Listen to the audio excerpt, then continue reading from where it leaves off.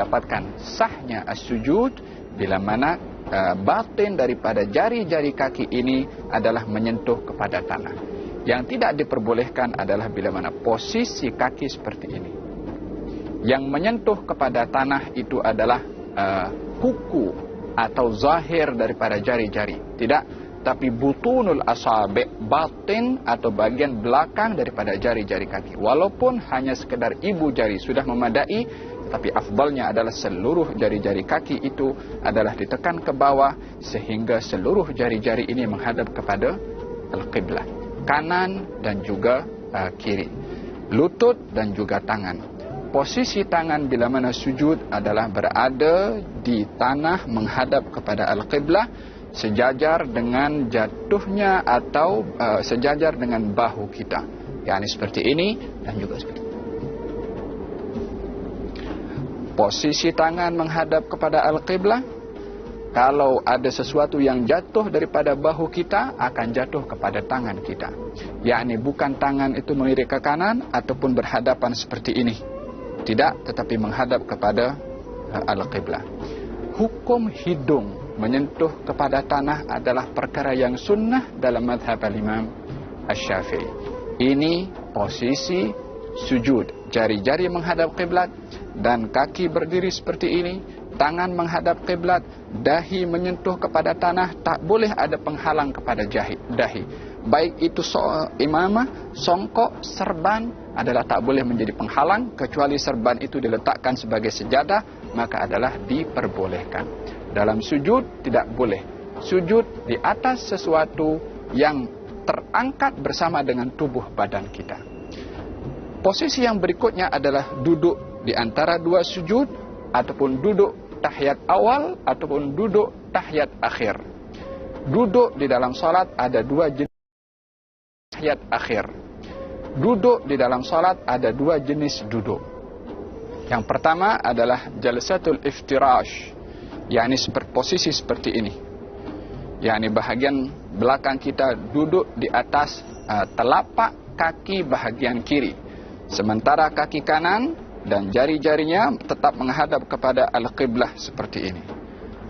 Duduk seperti ini disunnahkan pada tahiyat awal, pada duduk di antara dua sujud, dan juga duduk istirahat.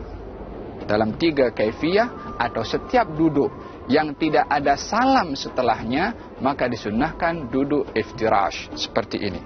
Apakah iftirash? Duduk di atas telapak kaki kiri, sementara kaki kanan berdiri tegak. Adapun duduk yang kedua namanya duduk tawarruk, yaitu duduk pada saat seseorang setelah duduk itu akan salam. Maka posisinya berbeza. Kaki kiri masuk ke dalam dan kita duduk terus menyentuh kepada tanah, sementara posisi kaki kanan adalah tetap seperti ini, jari-jari menghadap kepada al-qiblah. Tidak seperti ini ataupun tidak pun seperti ini. Duduk seperti ini juga tidak termasuk daripada yang disunnahkan di dalam as-salah, yang kalau seseorang duduk seperti ini bukanlah dikatakan salatnya itu terbatal, akan tetapi tidak melakukan sunnah di dalam as-salah. Dalam tahiyat akhir adalah duduk dalam keadaan jari kaki kanan menghadap kiblah, kaki kiri masuk dalam, dan juga bahagian belakang ini duduk menyentuh kepada tanah.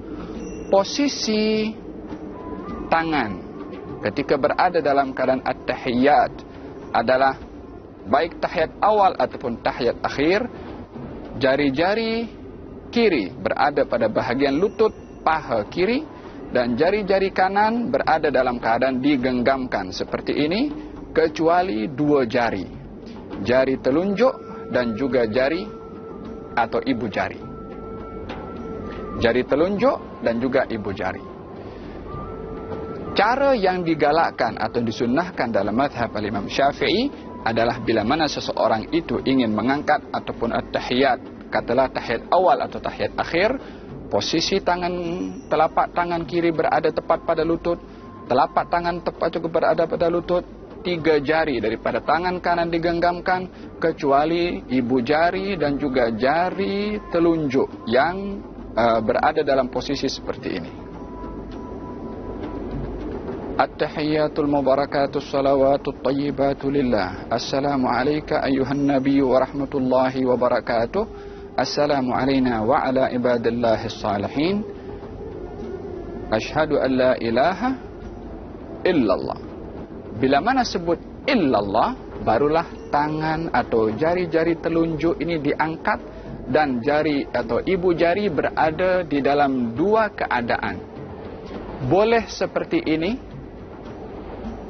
yakni menyentuh kepada jari telunjuk di bawah, ataupun boleh seperti ini, yakni menyentuh kepada jari yang tengah. Posisi ibu jari boleh menyentuh jari tengah, atau posisi ibu jari boleh menyentuh kepada jari telunjuk. Ini posisi kepada ibu jari. Adapun jari telunjuk berada dalam keadaan diangkat, tidak terlalu diangkat seperti begini, ataupun tidak lurus tetapi menunduk ke bawah sedikit. Asyhadu an la ilaha illallah, atau begini atau begini.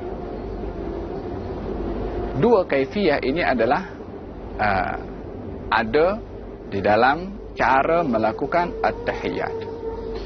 Perlukah seseorang menggerakkan jari-jarinya ketika berada dalam keadaan tahiyat awal atau tahiyat akhir? Di dalam hadis ada dua riwayat disebutkan kalau baginda Rasulullah tidak menggerakkan, dan dalam riwayat yang lain diberitahukan kalau Rasulullah menggerakkan. Dua riwayat ini zahirnya bertentangan, tetapi pada hakikatnya tidak bertentangan. Maksud daripada tidak menggerakkan dalam riwayat yang pertama adalah tidak menggerakkan berkali-kali.